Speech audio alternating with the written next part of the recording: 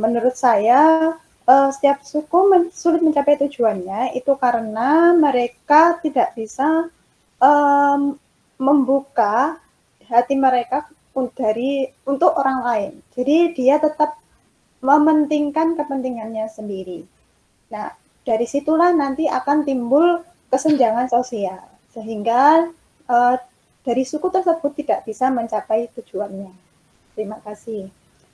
Untuk selanjutnya, pertanyaan refleksi 1 bisa dijawab oleh Kak Laventina.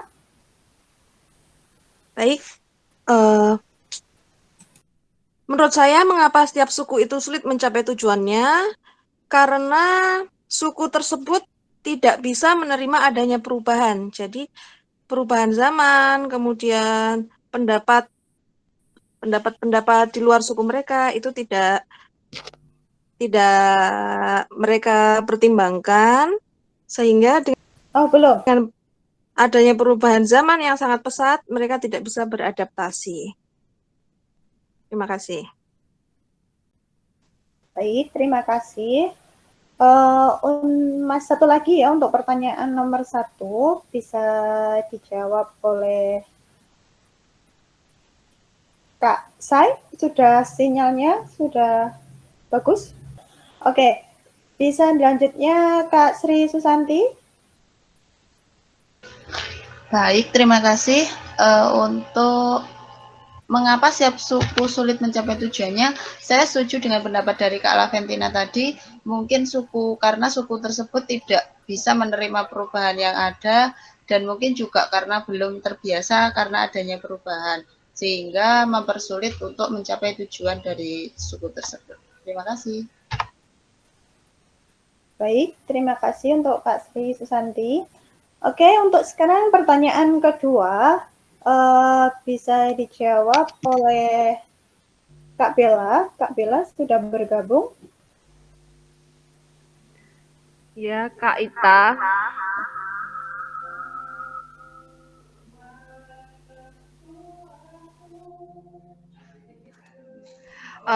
Untuk nomor 2, menurut saya yang menjadi rintangan dan halangan untuk mencapai tujuan, yaitu yang pertama, satu, menutup diri dari lingkungan luar. Karena menutup diri dari lingkungan luar itu sehingga tidak bisa mempunyai pemikiran yang luas, jadi pemikirannya hanya terbatas pada sukunya sendiri. Kemudian halangan dan rintangan selanjutnya yaitu sumber daya masyarakat itu sendiri yang masih belum maju. Saya kembalikan ke Kak Ita. Baik, terima kasih untuk Kak Bella. Oke, selanjutnya masih pertanyaan nomor 2 bisa dilanjutkan oleh Kak Antika.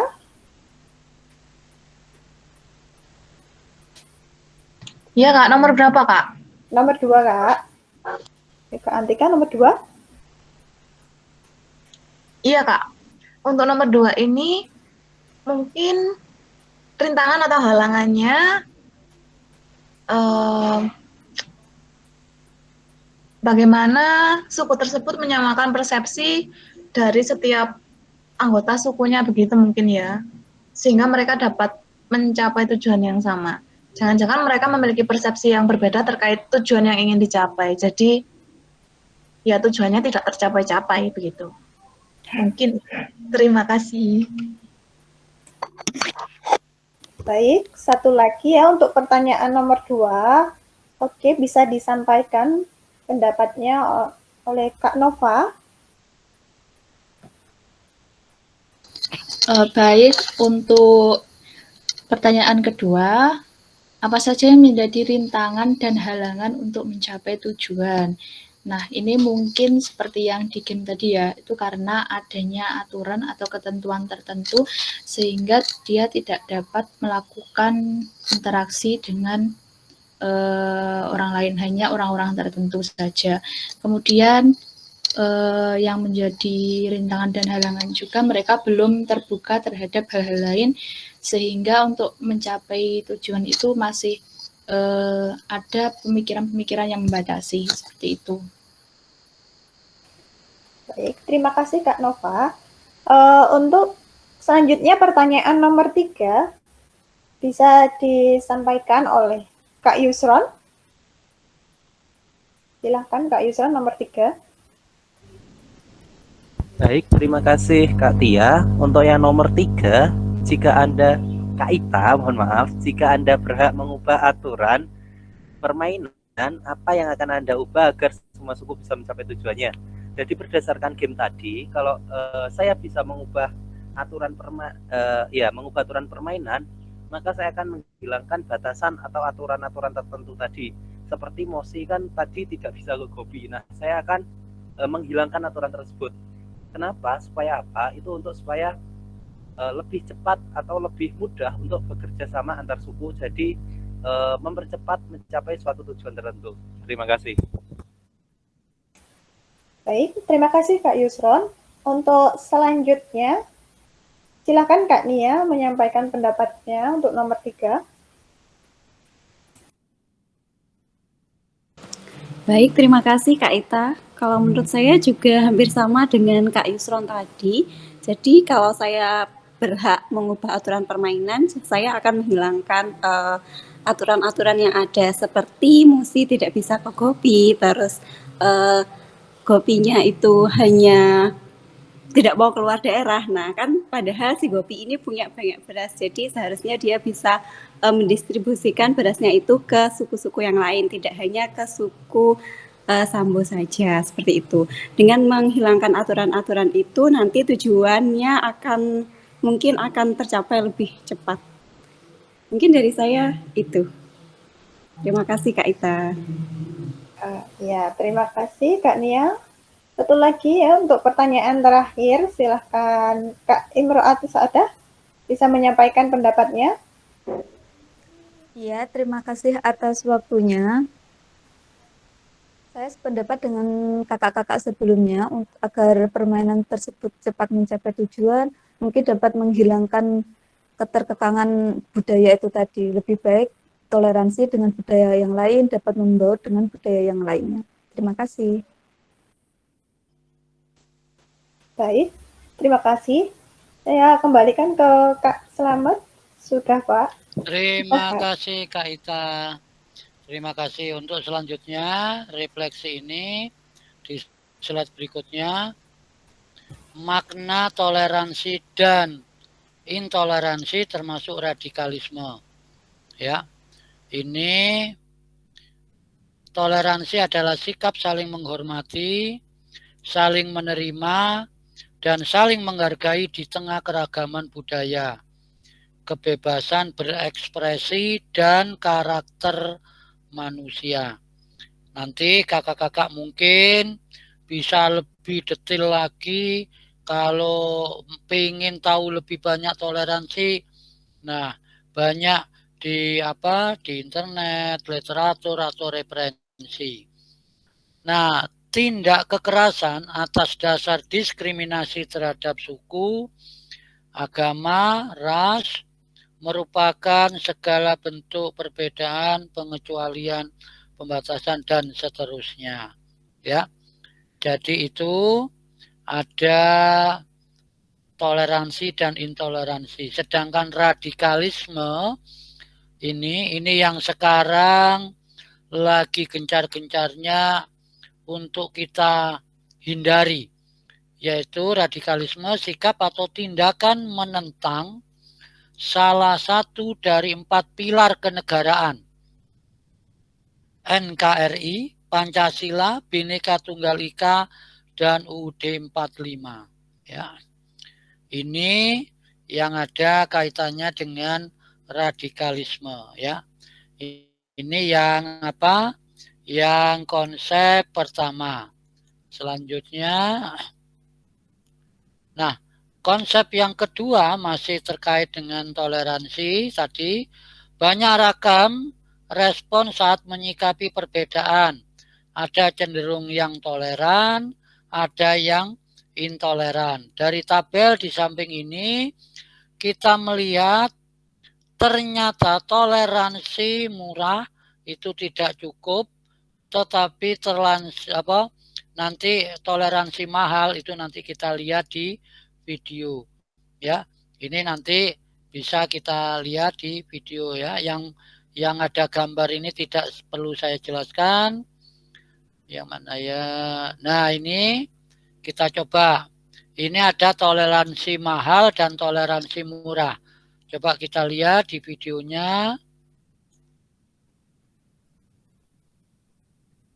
Mahatma Gandhi menjalani hidupnya dengan perjuangan berat, melawan kekerasan dengan cara tanpa kekerasan. Di tanah India sendiri, Gandhi juga harus jadi jembatan ragam perbedaan, terutama antara kelompok Hindu dan Muslim. Sebagai jembatan, dia selalu berusaha berada di tengah, bersikap adil dan penuh empati. Tapi bagi sebagian orang Hindu yang ekstrim, Gandhi dianggap terlalu membela Muslim. Puncak kekecewaan mereka berujung pada meninggalnya Gandhi di tangan Nathuram Godse yang menembak Gandhi dari jarak dekat. Sebuah harga yang sangat mahal untuk sikap toleran dan moderat. Harga serupa harus dibayar oleh seorang teolog Kristen Jerman yang terkenal, Dietrich Bonhoeffer. Dia dieksekusi pada bulan April 1945 karena keberaniannya melawan rejim Nazi. Dia menjadi salah satu korban terakhir teror Nazi. Bonhoeffer menulis The Cost of Discipleship. Dalam buku itu, Bonhoeffer menolak hal yang ia sebut kasih karunia yang murah, yaitu pengabaran pengampunan tanpa tuntutan pertobatan. Untuk Gandhi dan Bonhoeffer, toleransi tidaklah murah. Mereka harus membayarnya dengan nyawa mereka. Ini adalah costly tolerance atau toleransi yang mahal. Menurut Karen Armstrong, toleransi berasal dari kata tolo yang artinya membiarkan, tidak saling mengganggu. Parallel societies, komunitas-komunitas yang berbeda, hidup berdampingan tanpa saling mengganggu, namun juga tanpa saling membantu. Mereka hidup masing-masing dan cenderung menghindari perjumpaan. Tak mendialogkan perbedaan atau membahas perbedaan yang sensitif. Lebih aman patuh pada pandangan yang biasa dianut banyak orang, dan mereka mengatakan, kami toleran. Itu patut disebut toleransi yang murah, yaitu sikap acuh tak acuh atau toleransi yang menghindari perjumpaan yang sesungguhnya dengan orang lain. Tapi sikap seperti ini justru sama dengan membiarkan kesalahan, ketidakadilan, diskriminasi, bahkan penindasan terjadi begitu saja. Bagi umat Islam, hidup berdampingan dengan Kristen sudah biasa, dan ini bisa jadi sebuah toleransi yang murah. Tapi untuk berdampingan dengan aliran seagama yang distigma menuntut toleransi yang mahal. Sementara toleransi sejati sangatlah mahal. Ki Bagus Hadikusumo mendukung penghapusan 7 kata tentang syariat dari sila pertama Pancasila versi Piagam Jakarta karena berempati dan toleransi pada warga Indonesia Timur yang agamanya berbeda. Padahal Ki Bagus bisa saja memaksakan kehendaknya karena dia mewakili jutaan umat Islam mayoritas. Inilah toleransi yang mahal, yaitu mampu berkorban untuk kepentingan bersama saat kita punya kekuatan mendahulukan kepentingan kelompok sendiri. Harga yang mahal dibayar beberapa pemimpin Muslim dan Kristen di Ambon yang sama seperti Gandhi, menjadi jembatan penganut seiman mereka membakar rumah mereka karena mereka dianggap sebagai pengkhianat. Kita harus belajar dari Ambon dan Poso, 2 daerah yang mengalami konflik dan diuji toleransinya. Mereka berjuang menegakkan toleransi yang mahal untuk menghentikan pertumpahan darah dari konflik sosial. Perdamaian sangatlah berharga, hanya bisa ditegakkan dengan toleransi yang mahal. Mungkin saja untuk waktu tertentu kita cukup bertoleransi yang murah, tapi di waktu lain kita dituntut bertoleransi yang mahal. Membaca tanda-tanda waktu penting di zaman sekarang dan dalam konteks kita sekarang, toleransi apa yang dibutuhkan? Toleransi murah atau toleransi yang mahal? Dan apa itu artinya bagimu?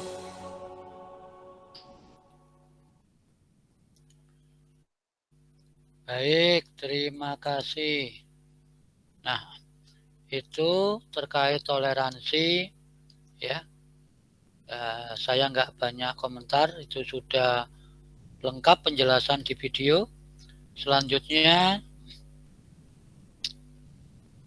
nah ini beragam praktek toleransi di berbagai pelosok negeri.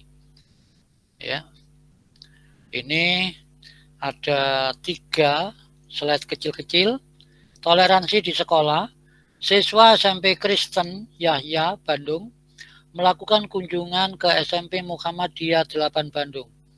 Program yang diberi nama Breaking Down the Walls ini bertujuan untuk membangun jembatan pemahaman dan meruntuhkan tembok prasangka. Ya, seperti itu pula untuk menumbuhkan sikap toleransi dan pemahaman terhadap budaya lain dalam satu kamar. Itu ditempatkan para santri yang berasal dari berbagai daerah. Ada yang Jawa, luar Jawa, maupun santri dari luar negeri. Banyak cara yang kita lakukan, yang sudah dilakukan oleh orang-orang terkait dengan toleransi di sekolah. Terus, nah ini beragam praktek toleransi di berbagai pelosok negeri. Nah ini coba kita buka videonya.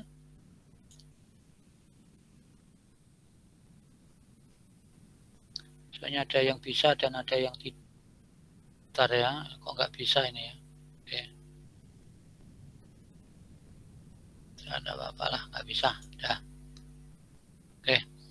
Memang ini toleransi di masyarakat, yaitu antar umat beragama di Tambrau, Papua Barat, menjadi contoh yang indah pada saat panitia bertugas pada perayaan Hari Besar umat Kristen adalah umat Islam, begitu sebaliknya.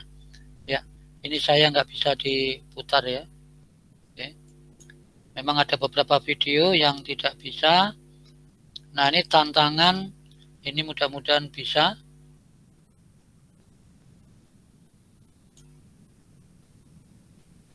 Hai guys, namaku Nadia.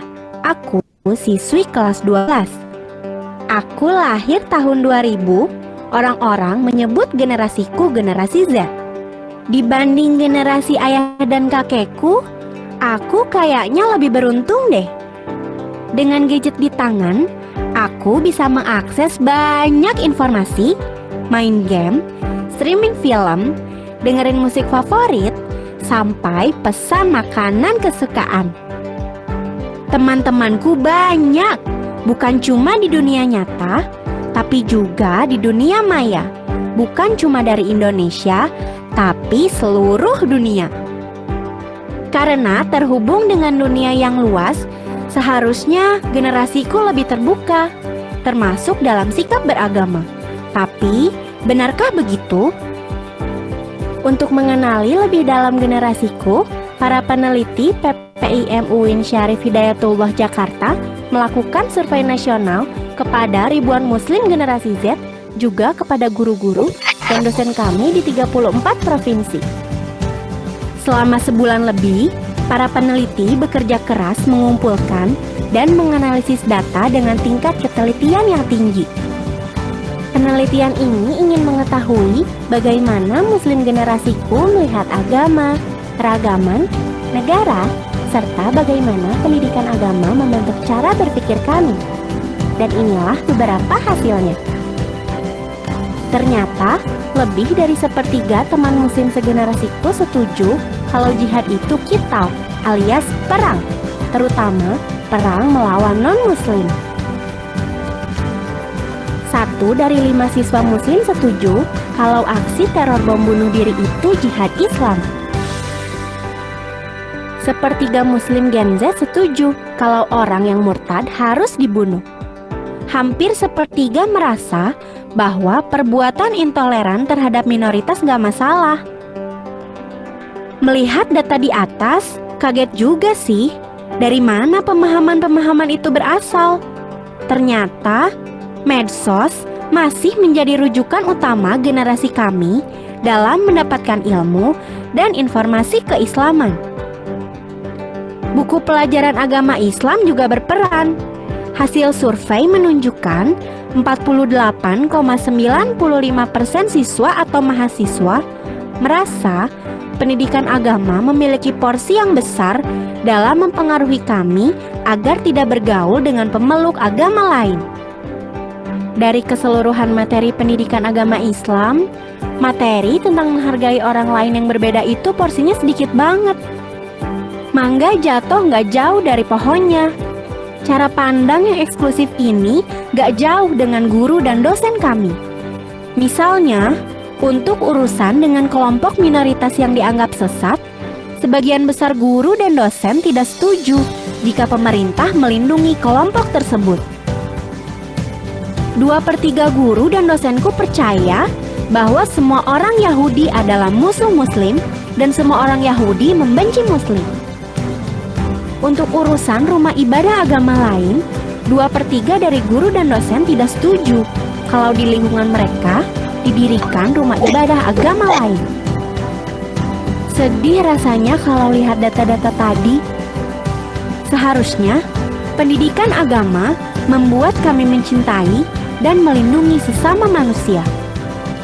Apalagi 20-30 tahun dari sekarang, generasi kamilah yang akan memimpin bangsa ini. Bangsa yang kaya dengan keragaman.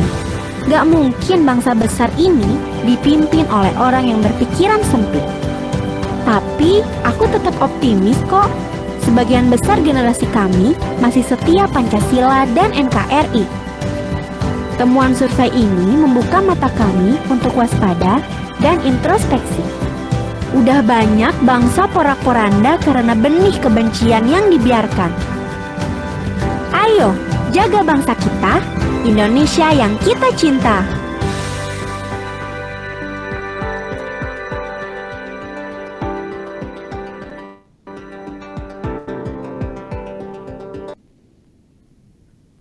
Ya, baik. Ini tadi sudah melihat video yang kaitannya dengan konsep 3 ya. Nah, untuk selanjutnya, nah ini konsep yang keempat, hebat jadi moderat. Nah, apa itu moderasi beragama? Moderasi beragama berarti cara beragama jalan tengah sesuai pengertian moderasi tadi. Dengan moderasi beragama seseorang tidak ekstrim. Nah, ini mungkin jalan tengah lah ya. Tidak terlalu tidak terlalu saklek ya. Nah, ini ada samakah moderasi beragama dengan moderasi agama. Samakah moderasi beragama dengan moderasi agama? Ya, dia tambah yang semula ada kata beragama, ini bernya tidak ada. Jawabannya di situ tidak sama. Ya, agama tidak perlu dimodernisasi karena agama itu sendiri telah mengajarkan prinsip modernisasi, keadilan, dan keseimbangan. Jadi bukan agama yang harus dimodernisasi, melainkan cara penganut agama tersebut yang harus dimodernisasi. Jadi bukan agamanya tetapi umatnya. Ya. Nah, moderat artinya tengah-tengah, tidak ekstrim atau seimbang. Sikap moderat tidak hanya dalam beragama tetapi juga dalam berbagai aspek kehidupan.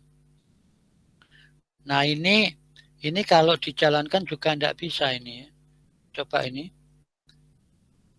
Ini kalau video ini juga nggak bisa ini. Seperti yang tadi.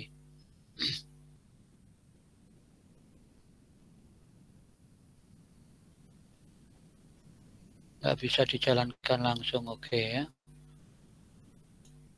Oke, kita lanjut. Yaitu aplikasi. Nah, ini kita lihat dari video lagi. Ya.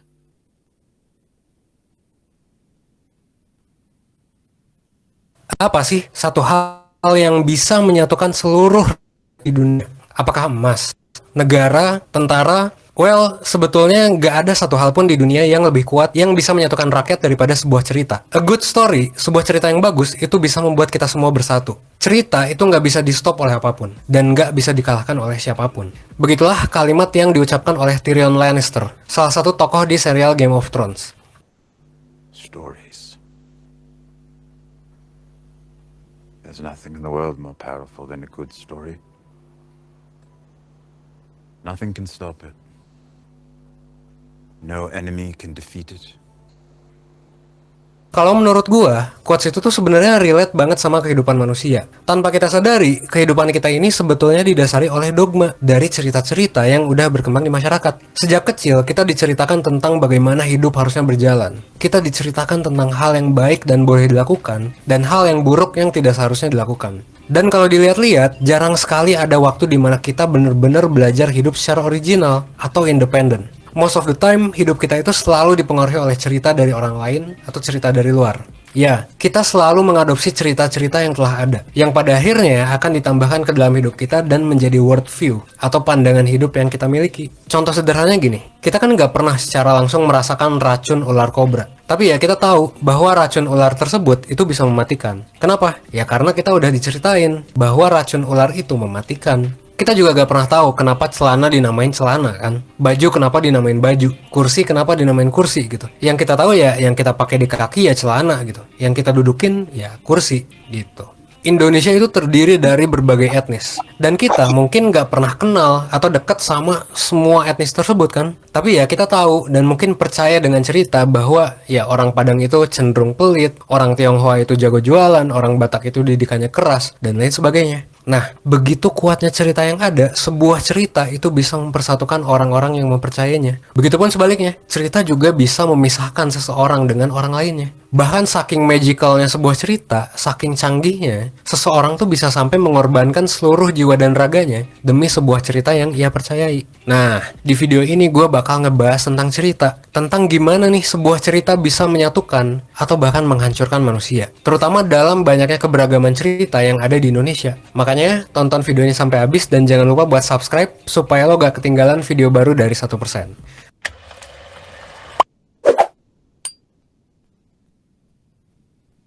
Ngomong-ngomong tentang cerita, tadi gue bilang bahwa cerita itu bisa menyatukan umat kan, maupun memisahkan umat manusia. Kalau cerita itu bisa menyatukan, ya bagus dong gitu. Yang jadi masalah adalah ketika cerita ini bisa memisahkan manusia, bahkan membuat manusia bisa memusuhi satu sama lain. Nah, ini adalah akibat dari stereotype. Stereotype itu muncul karena cerita. Kenapa bisa muncul dari cerita? Karena dari cerita bakal terbentuk persepsi atau penilaian kita terhadap seseorang atau sekelompok orang berdasarkan cerita yang kita terima. Kayak yang gue bilang tadi, contohnya ya kan, misal anggapan-anggapan bahwa orang Padang itu pelit, orang Tionghoa itu jago jualan, itu kan sebenarnya adalah stereotype masyarakat gitu. Anggapan-anggapan yang berasal dari cerita-cerita yang didengungkan terus-menerus. Semua manusia memang pasti akan punya stereotype terhadap manusia lain. Masalahnya adalah ketika stereotip yang dimiliki itu negatif dan gak akurat. Nah, kalau kita udah punya stereotip yang negatif terhadap suatu kelompok atau terhadap seseorang, kita bisa jadi bakal menganggap bahwa kelompok ini yang kita stereotyping itu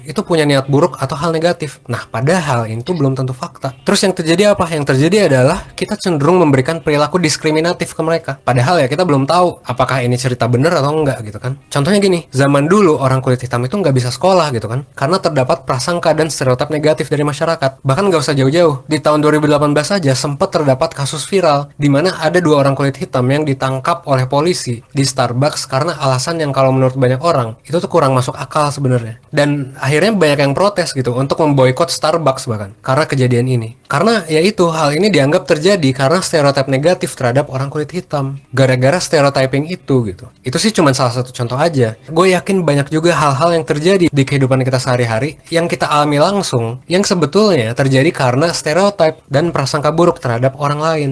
Bahkan ya, gue juga yakin bahwa kita sendiri pas ngelihat sekelompok orang tertentu, kita bisa jadi udah punya stereotip tertentu gitu. Padahal ya, Padahal bisa jadi kita mungkin belum pernah gitu kenalan sama mereka, ketemu sama mereka gitu. Kenal aja enggak, tapi ya itu secara otomatis kita udah ngejudge banyak tanpa tahu luar dalamnya kayak gimana. Nah, ini yang bahaya. Karena kalau ini kejadian dalam skala besar ya, bayangin semua orang itu punya prasangka ke orang lain, maka ya jangan heran gitu. Persekusi dan diskriminasi itu bakal terus terjadi. Karena apa? Karena ya udah dianggap negatif gitu orang lain, padahal belum kenal sama sekali, belum kenal satu sama lain gitu.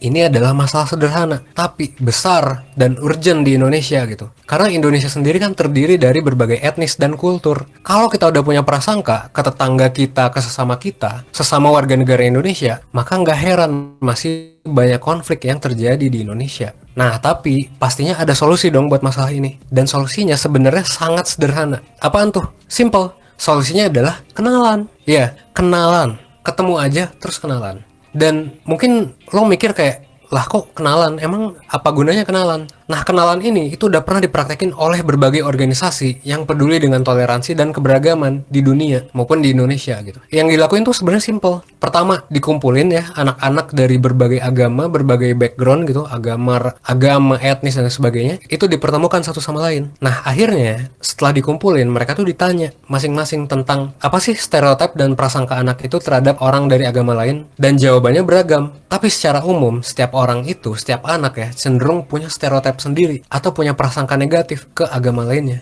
Nah, setelah ditanya kayak gitu, anak-anak dari berbagai agama ini diajak untuk mengunjungi tempat-tempat ibadah agama lain. Jadi supaya tahu gitu kan, supaya kenal gitu. Nah, akhirnya masing-masing dari mereka pun mulai bertanya, mulai nanya-nanya tentang hal yang ada di luar agamanya. Kayak misalnya kalau orang Islam datang ke yang Kristen, mereka bakal nanya di gereja kayak gimana. Begitu pun sebaliknya, orang Kristen bakal nanya ke Islam kayak gimana gitu. Nah, dan setelah itu yang terjadi adalah setelah mereka kenalan, setelah mereka tahu satu sama lain ya, yang terjadi adalah mereka mulai akrab satu sama lain. Dan setelah kenal, banyak yang baru sadar bahwa stereotip yang di awal yang ditanyakan dan dijawab oleh mereka sebenarnya itu kurang tepat gitu. Dan mereka baru sadar setelah kenal, baru sadar bahwa orang yang diberikan prasangka negatif, stereotip negatif itu ternyata nggak senegatif itu gitu. Bahkan malah sebaliknya, orangnya tuh malah baik gitu. Dan kalau dari sudut pandang psikologi sosial, intervensi ini, solusi ini sebetulnya sejalan dengan salah satu teori yang cukup terkenal gitu. Namanya adalah teori contact hypothesis. Obat dari stereotip, obat dari prasangka, obat dari konflik antar grup, itu sebenarnya simpel banget. Ya, lo ikutin peribahasa ini aja. Kalau lo gak kenal, maka lo gak akan pernah bisa sayang. Gue ulang ya, kalau lo gak kenal, maka lo gak akan pernah bisa sayang. Tak kenal maka tak sayang. Makanya, kalau kita mau jadi toleran, kalau rakyat Indonesia ini mau bersatu, ya mau gak mau, kita harus mau untuk berinteraksi dengan orang lain. Meskipun orang lain itu mungkin berbeda banget dengan kita, atau mungkin bukan dari kelompok kita. Kenapa harus kenalan? Ya karena efek si kenalan ini, berdasarkan teori contact hypothesis, ini udah dibuktikan lewat ratusan, bahkan mungkin ribuan penelitian-penelitian korelasional maupun eksperimental gitu. Jadi udah terbukti signifikansinya gitu. Nah, tapi apakah kenalan doang cukup gitu? Apakah efeknya bakal langsung terjadi? Nah, sebenarnya enggak juga. Ada 4 hal yang bisa mengamplifikasi efek positif dari kenalan ini, supaya bisa lebih berdampak buat mengurangi prasangka negatif ke orang lain. Harus ngapain dong selain kenalan? Pertama, selain kenalan, orang itu harus punya kesamaan tujuan. Misal antar tetangga, abis kenalan, kalau misalnya si tetangga itu gotong royong buat bersihin bekas banjir, kita dengan tetangga itu punya tujuan yang sama gitu, buat bersih-bersih. Nah, kalau tujuannya udah sama kayak gini, maka bakalan lebih mudah buat akrab dan mengurangi stereotip. Itu yang pertama. Yang kedua adalah adanya dukungan dari institusi. Biasanya terjadi konflik antara kedua pihak, itu terjadi karena institusi gak mendukung si pihak-pihak yang konflik itu. Kalau misalnya negara atau aparat saja sudah diskriminatif terhadap orang-orangnya, maka rakyatnya juga akan mengikuti dan cenderung diskriminatif juga. Makanya, biasanya konflik itu bisa diredam ketika institusi yang berperan sebagai penengah atau memoderasi itu juga mendukung agar mereka bisa berkenalan gitu. Yang ketiga, adanya kesetaraan status. Kalau satu kelompok masih memandang kelompok lain lebih rendah atau mungkin lebih tinggi dari dia, biasanya bakalan sulit untuk menghilangkan stereotip atau diskriminasi. Makanya ada baiknya kalau masing-masing kelompok itu bisa mandang satu sama lain sebagai pihak yang setara, sebagai pihak yang sejajar gitu. Jadi gak ada yang di atas, gak ada yang di bawah. Yang keempat adalah adanya kerjasama antar kelompok. Ini juga adalah salah satu kebudayaan warga Indonesia kan sebenarnya, yaitu gotong royong gitu. Kalau kita kerjasama, harusnya ya stereotip dan prasangka ini bisa dikurangi dan konflik antar kelompok itu bisa diminimalisir. Dan ternyata ya, setelah diteliti, sebetulnya ada beberapa hal yang terjadi setelah melakukan kontak antar kelompok. Pertama, kita itu jadi lebih bisa berempati. Berempati gimana maksudnya? Maksudnya kita jadi ngerti kondisi kelompok lain tuh kayak gimana. Karena ya kenapa? Karena ya udah kenal gitu, udah ngobrol, udah tahu apa yang ada di pikiran masing-masing. Makanya jadi lebih empati. Yang kedua, kecemasan kita setelah kenalan itu jadi berkurang. Karena kenalan itu ya, kita juga jadi bisa tahu banyak hal tentang kelompok lain itu. Jadinya prasangka dan asumsi-asumsi negatif itu bisa berkurang. Karena rata-rata ya gitu. Kenapa orang ngasih prasangka negatif ya? Basically karena emang belum kenal aja gitu, dan emang belum tahu aja apa yang ada di pikiran orang ini. Makanya ada etnis-etnis tertentu atau kelompok-kelompok tertentu yang suka berantem itu sebenarnya ya karena bisa jadi ya karena gak mau kenalan aja dan emang gak kenal satu sama lain. Itu sih kenapa teori kontak hipotesis terbukti bisa meredakan konflik-konflik yang ada di Indonesia. Nah, pertanyaannya kalau gitu kita bisa ngapain? Well, kita bisa mulai dari diri kita sendiri. Kalau selama ini lo ngerasa bahwa lo banyak ngasih stereotip di pikiran lo ya, atau lo punya anggapan-anggapan tertentu ke orang yang berbeda dengan lo bisa coba untuk mengubah persepsi lo yang ada tentang orang-orang di sekitar lo. Apalagi kalau lo belum kenal mereka. Ingat aja prinsip tadi, gak kenal maka gak sayang.